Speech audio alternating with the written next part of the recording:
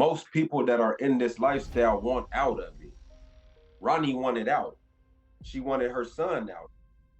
Purnell called Kane to visit him in jail to tell him, get out and get my son out. How I raised you was wrong.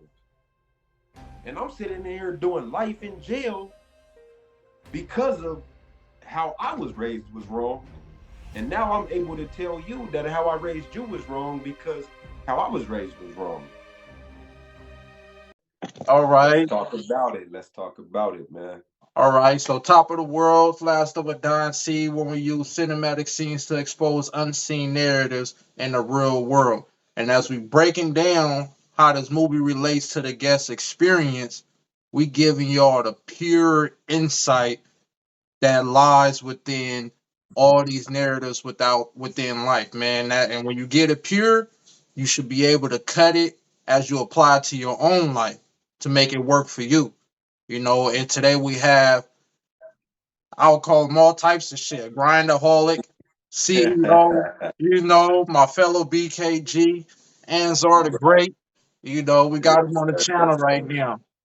And the Yes, sir. movie he believes and knows that relates to his life experiences, Menace to Society. I was waiting for somebody to do this movie, Man, so Menace to Society is the foundation of it, man. You know what I'm saying? So,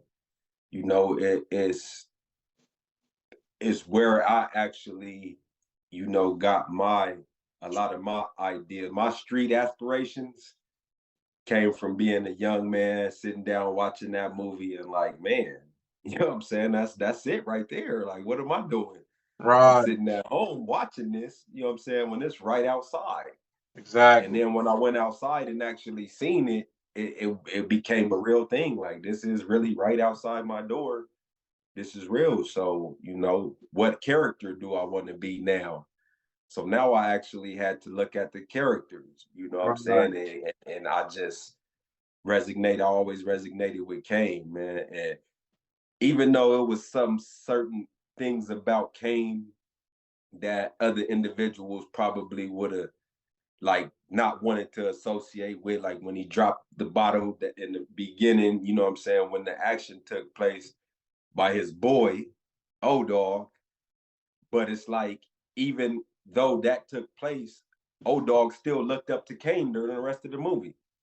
right, Like he right, wasn't he wasn't following behind O Dog. O Dog was following behind him.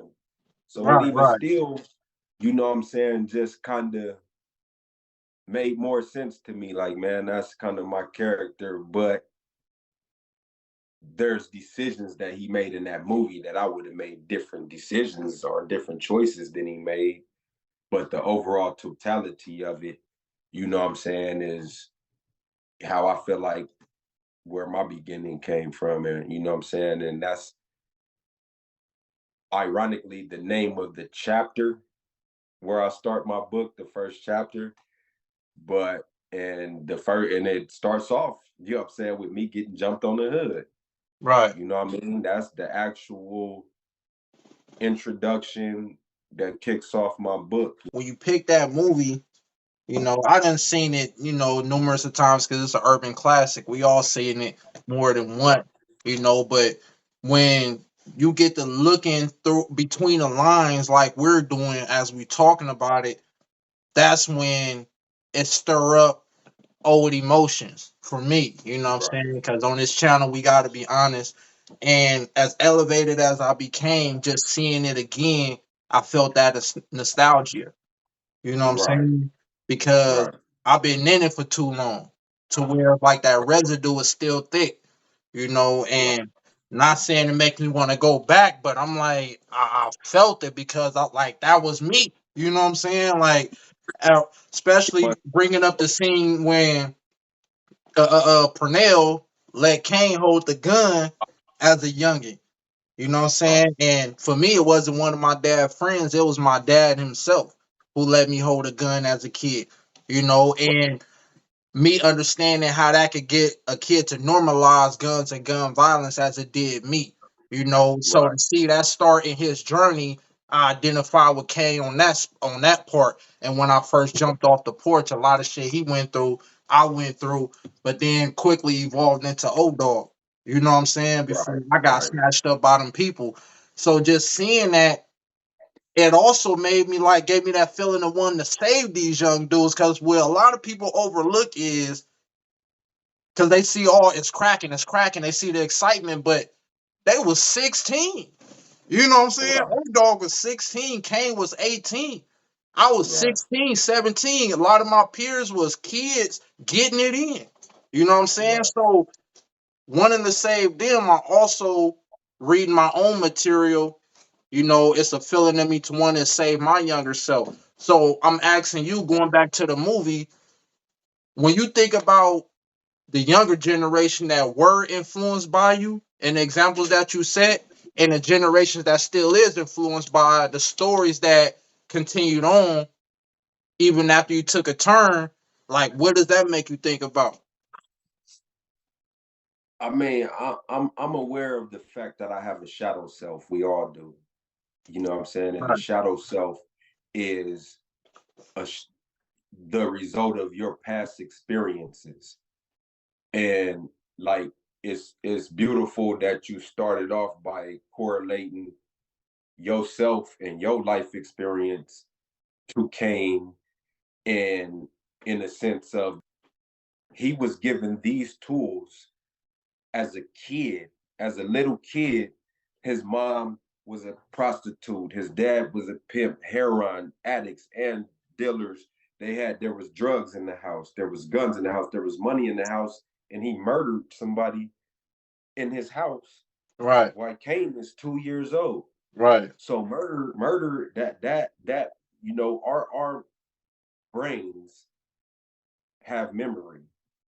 You know what I'm saying? And so that traumatic event, the next time he witnessed the murder, his mind grasped it faster and was able to internalize it quicker. Oh, you seen that before? That's nothing. That right, first time it might have been a shock, but that second, third, fourth time, by the fourth time, oh, that's nothing. right, Like, you know what I mean? That's normal, but it's not natural. right, You know what I'm saying? And we grew up with a lot of things that had become normalized in our communities, in our societies, but they're not natural. right, And but one of the things that I point out in my book, because as you're well aware of the fact of my book is a classroom. You know, at the end of every chapter, I ask you what lesson did you learn from this? I give you author's commentary from the perspective of me today, even though I'm telling a story about my shadow self right, that took place 22, 23 years ago. But the reason I'm doing that is because it gives you a blueprint. Like Ian Levinson says, it's a difference between starting over and starting from knowledge, or starting from scratch and starting from knowledge. I'm not starting over, I'm starting from knowledge. The first time I went through this, it was a new experience. I didn't have nothing to gauge it or compare it to. But now I have something to gauge it or compare it to. So now I'm operating off of knowledge. So I'm offering this tool to you, you know what I'm saying? And you have to actually use the tool. And this is the reason why I seek knowledge and information from people that's gone through where I'm going through, or that's where I want to be at in life, because they're giving me a way to use these tools. right. You know what I'm saying? And Because it's they was born with the same tools, so they right, telling right, me how to use the tool. right, exactly. And it's crazy that most of us have to acquire that type of mental asset later on in life to know that you can learn from other people. And You then know what I'm again, saying? not Like to we do cut you that off. naturally as kids. We soak up shit around us in our environment. You know what I'm saying? And when you come in this world, you have to, you know what I'm saying, acquire that knowledge from somewhere. So, Right, like in a movie, when a dominant narrative is death and destruction, you're gonna internalize that. You know what I'm saying? And you're gonna apply yourself in any manner you deem feasible that's gonna keep you alive. So right, naturally, you become an imitation of your situations. You know what I'm right, saying? And the educational system, the public school system, does not seem desirable to us, you know, because of what we're going through now. You can't tell me to wait till I'm 18 when I'm 10 years old and niggas is dying. You know what I'm saying? And On, go ahead. on top of that, once you learn reading, writing, and arithmetics, the rest of the educational system sounds like Santa Claus teachings. Like you're teaching me about Santa Claus, that this man is flying through the sky and gonna come falling through my chimney, and one day I'm gonna wake up and learn Right, that that's not true, that you lied to me, and right, that my parents perpetuated this lie, the church, everybody. And that's the same thing with the educational system. I'm sorry, but it's more Santa Claus teachings. It's designed for you to go and work for somebody, be a slave for them, spend your whole life, invest your social security into that, and then retire with a 401k. Maybe you might have over time they pay you out 20, $30,000 or whatever. And you made this company that you worked for 20, 30 years rich. This dude is happy, you know what I'm saying? When like that's the educational system. That's what it's designed to do. It's right, designed for us to work for corporate America instead of incorporating something ourselves and being bosses. And right, then again with Menace to Society, it was for us. It wasn't when they created this movie, it wasn't meant for us to aggrandize this. It was for us to take a look at how we're viewed by the world. Can you imagine a Korean person that's never been to America watching that movie and then coming and seeing me standing on the corner drinking a 40 with braids in my hair, dressed like that?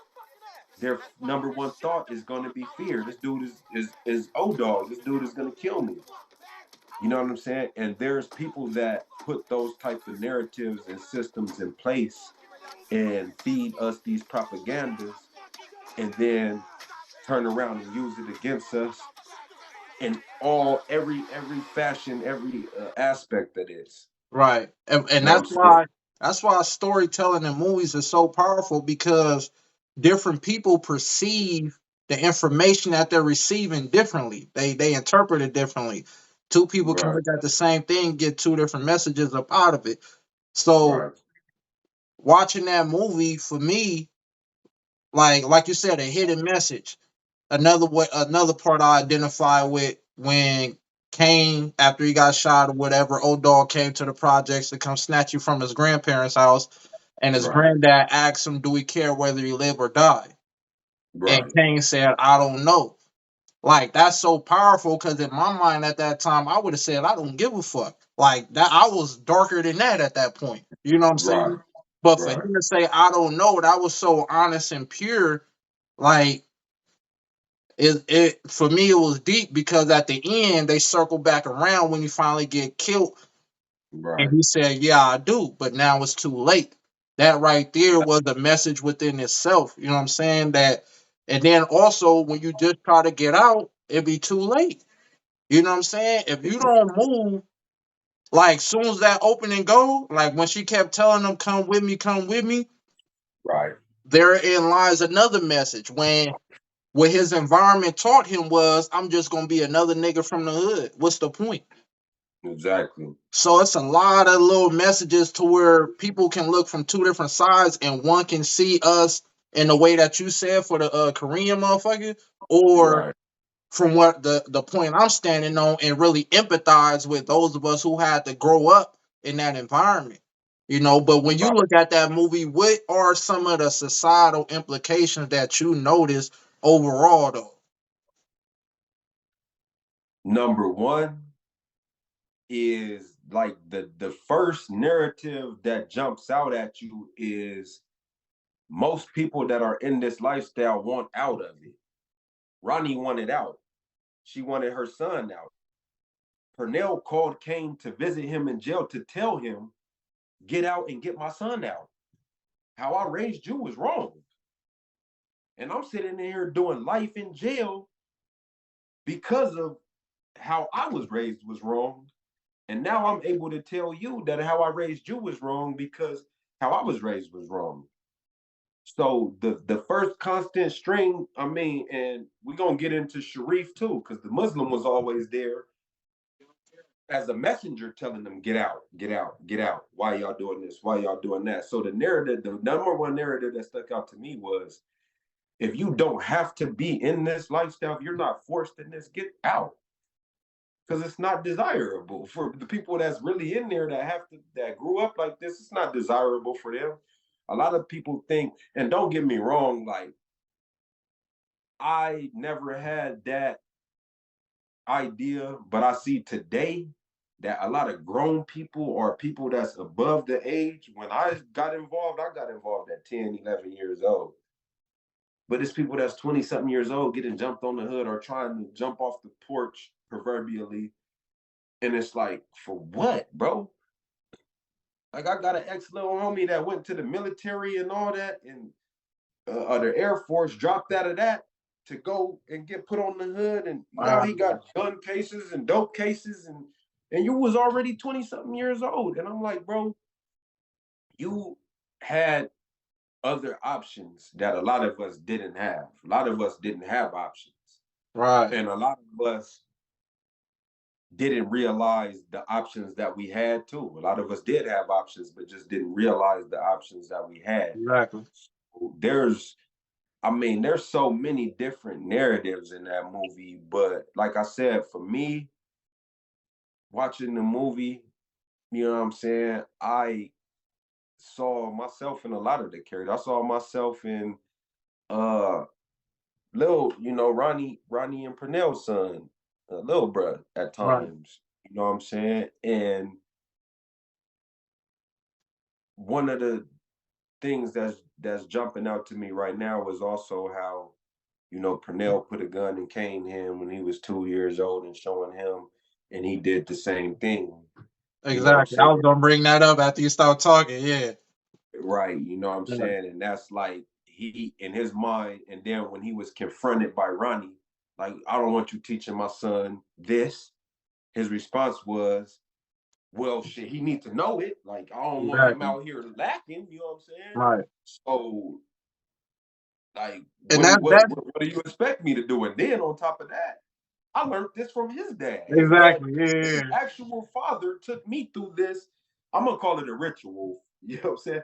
Took me through this ritual of passing down protection on yourself, excuse me, and your family, because that's the ritual that I seen when I looked at it. Like, that's a ritual. Like in Africa, it might have been a staff.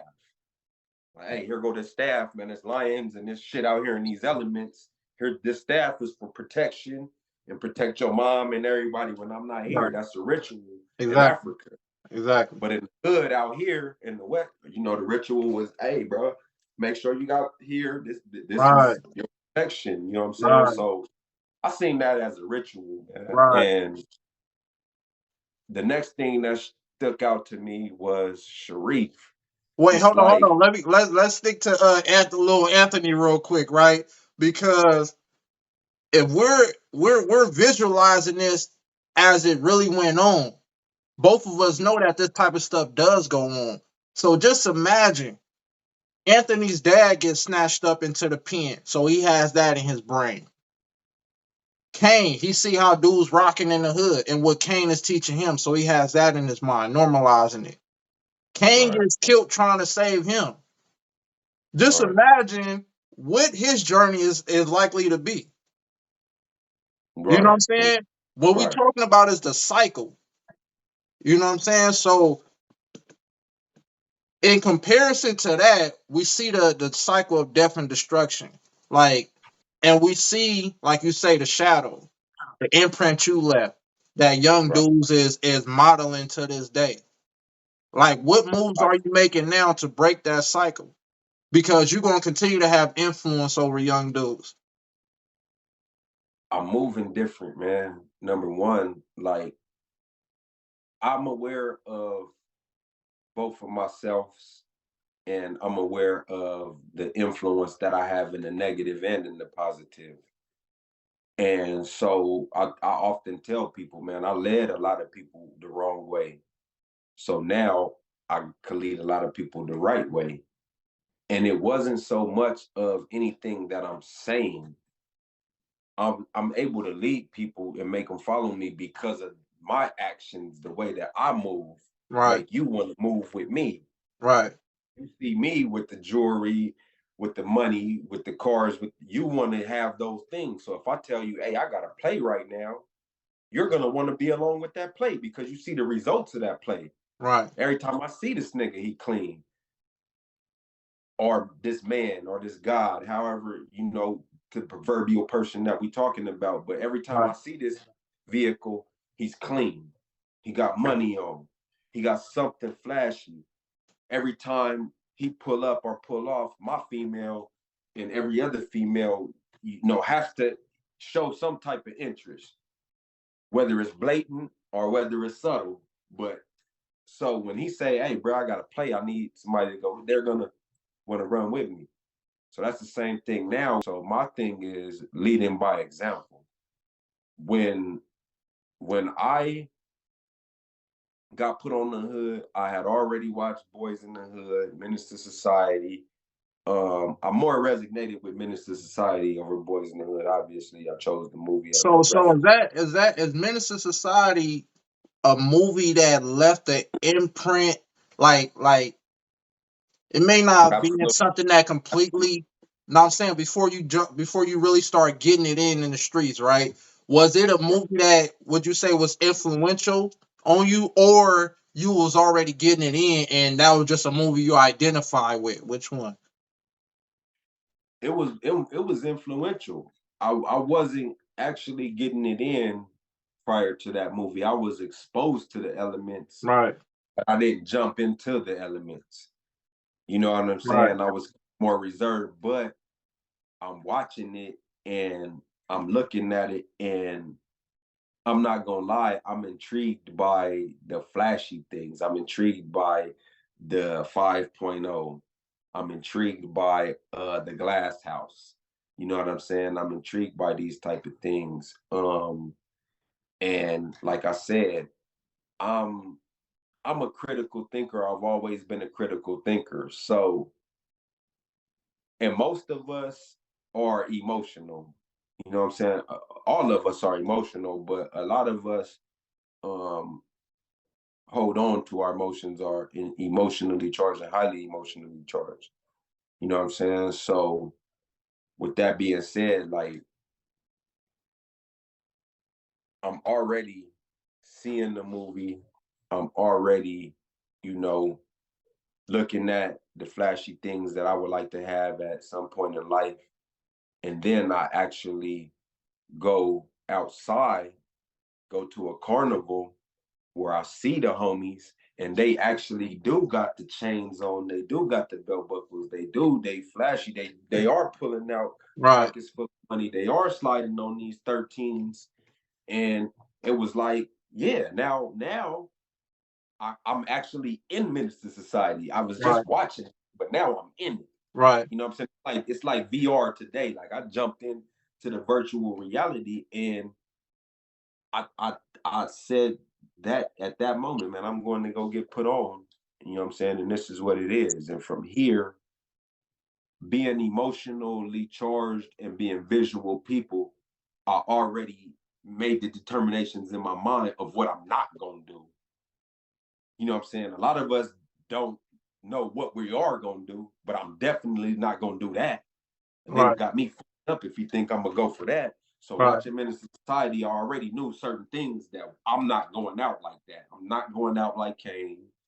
You know what I'm saying? I'm not going out uh Yeah. like a Sharif. You Right. know what I'm saying? So I already knew, had it in my mind, if I'm ever faced with certain scenarios, this is how I'm gonna react in this scenario. Right. Because I'm definitely not reacting like that. You know what I'm saying? Hey, what people are seeing, man, or listening to is as well as seeing because we showing the visuals, but is how powerful a movie can have on a kid's mind. That's why we're reversing course right now. We're using movies to expose the powerful aspects of the storyline so that it can push your mind in the other direction. Because if you Exactly. leave it to chance, a kid is undeveloped. and lacks so much information to where he's naturally going to catch the negative shit, the vices, the drugs, the guns, the shootings, the everything once again that he's seeing in his actual environment. Right Right. now, we're reversing course so that the same kids or the generation of the same age that's watching this channel now, they can see these same movies, but yet they're getting what they would have gotten at an older age. We're giving it to them early. You know what I'm Right. saying? So with the movie, like, what is some like one dominant life lesson that hits your mind right now that whether you came up with it before you watched the movie again at this stage in your life, or whether you watched the movie again at this stage of your life and you thought of and you hold on to yourself? It's a lesson that I wish that the late great Nipsey Hussle could have learned, and it's that when you outgrow your environment starts to tell you that you've outgrown it. So Right, you get, hey, move to Kansas with him, right, move to Atlanta with Ronnie. Those are signs that you've outgrown your environment. right, It's time to go. You know what I'm saying? And sometimes we can outgrow our environment, but still stay stuck in it. And if you stay stuck too long, then your environment is gonna become you. You right, know what I'm right, saying? right, When a woman reaches the number 9, which is the number of perfection, right, this everything is done, perfected, then she has to give birth to this child that she's been creating in her womb at this 9 months. The child has outgrown that environment. You can't stay in there.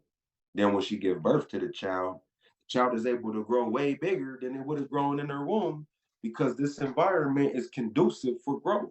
exactly. All You know what right. I'm saying? Yeah, And that's Kane was shot, Kane was thrown in jail, and right, then Kane given now you done outgrown this environment. Sharif's dead. You know what I'm saying? You got a baby on the way, you're not claiming it. So everything in life that you could possibly experience already happened in this right, environment. right, It's time to go and experience another environment, man. And that's the lesson that I got. If you, when it's time to go, it's time to go. And if you stay stuck in that mindset, I'm gonna even just go a little deeper and say it's a mindset instead of just the environment. Like, let's just say Kane was stuck in this mindset. yeah, And then when he finally decided, you know what? I'm finna change my mindset and actually go with this woman, like, it was too late. You know what I'm right, saying? Your environment already made you a victim because you held on to this mindset too long. right, Some of our mindsets are appropriate for a time, but once you're not in that time no more, that mindset has to change because the time changed. right, definitely. All right. So real quick before we close out, like, tell the people what are some few things they can check out that you got going on. From gang member to God, All right, all we go right, we're gonna be publishing this year. I just spoke that into existence. right. Um, I'm always manifesting and growing and building. Hopefully they get something from it and they use it to better navigate the world and become master maneuvers, because the true game is in the stories. You know what I'm Right, saying? But a person can only be empowered with the stories he tell himself. So you got to be able to interpret what you're seeing, the information that you're processing in a proper way, in a way that works for you, so that, you can navigate these obstacles, because you will be met with them every step of the way. It may not be what I went through, it may not be what Ansar went through, but you will be met with them. So with every video on this platform, we trying to give you the map. We're trying to give you right, the itinerary so that you can end up where you're trying to end up. But right. I appreciate you, Brody. I know your voice is gonna carry. It was powerful, man. And we're gonna Yes. have some more work to do in the future.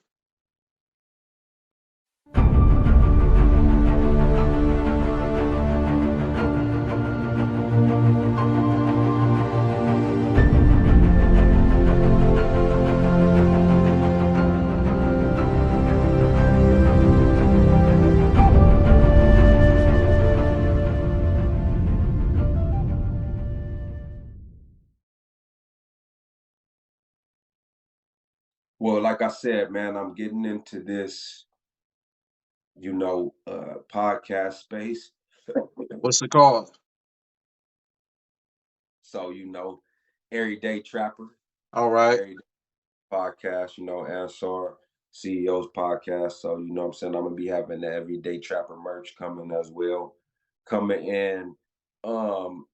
Let's just look forward, man, to some positive growth. I'm trying to connect with 19 Keys, Earn Your Leisure, um, uh, a lot of these other positive organizations that's moving